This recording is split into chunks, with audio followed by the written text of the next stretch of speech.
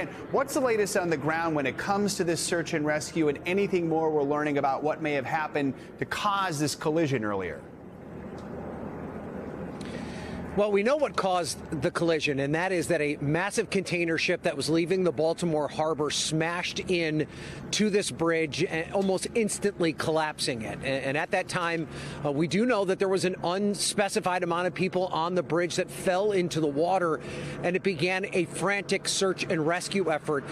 The bridge collapsed around 1:30 this morning. It was the dark of night, and that has certainly complicated the effort by search and rescue teams as they try and figure out how many people are in the water and how they're able to get them out and rescue them and keep them safe. And it's no easy task. The water temperature is in the 45 to 48 degree range, so frigid water, water that a human being cannot survive in for very long. So that's why there is that frantic search that continues. And while they begin that process, something that was made a little bit easier as the sun started to come up, they still have had a very difficult time locating other survivors. As you rightly point out, so far only 2 people have been rescued.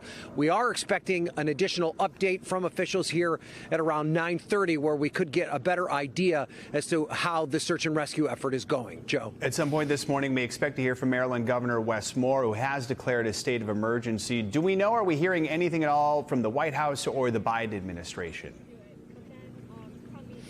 Yeah, we know the president has been briefed. His transportation secretary, Pete Buttigieg, has also made it clear that the administration is directly involved in this process.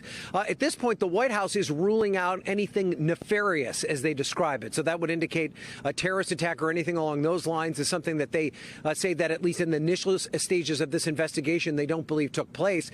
This just appears to be some sort of serious issue that took place with this container ship, be it mechanical or some sort of pilot error. That's going to be part of the investigation right now.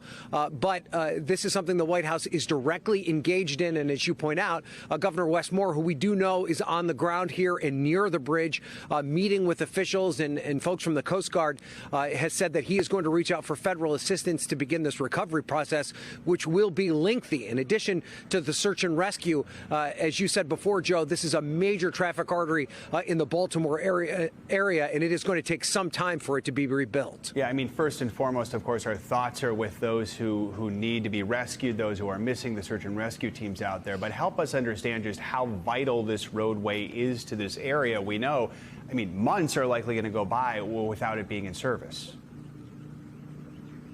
Yeah, I mean, it's 8:30 in the morning, Joe, here in the Baltimore area, and normally this road behind me would be packed with commuters heading into work or school or wherever the case may be.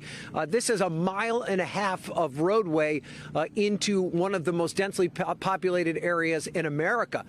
Traffic in the Baltimore, Washington, D.C. area is legendarily difficult, and this is one of the main arteries that allowed people to get around this region. So this is going to cause traffic headaches for weeks, maybe even a year or longer, depending on how long it takes for them to clean up and to rebuild this bridge. I can tell you, when I was coming in very early this morning at around 4:30, there were already signs around the area warning people to stay away from this bridge and stay away from this portion of 695.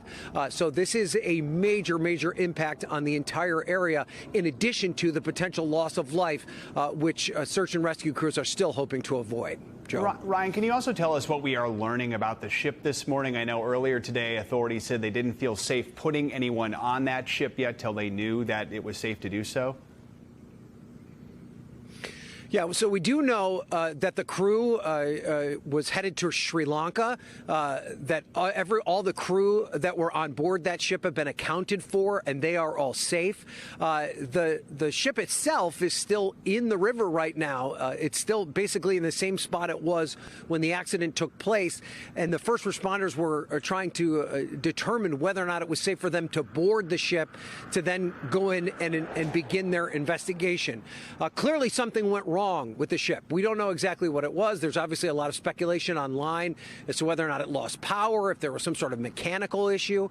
But that is all something that is still in the very early stages of this investigation. Yeah, and amazingly, no reports of any injuries on that ship. All right, Ryan Nobles, appreciate your reporting this morning. Thank you.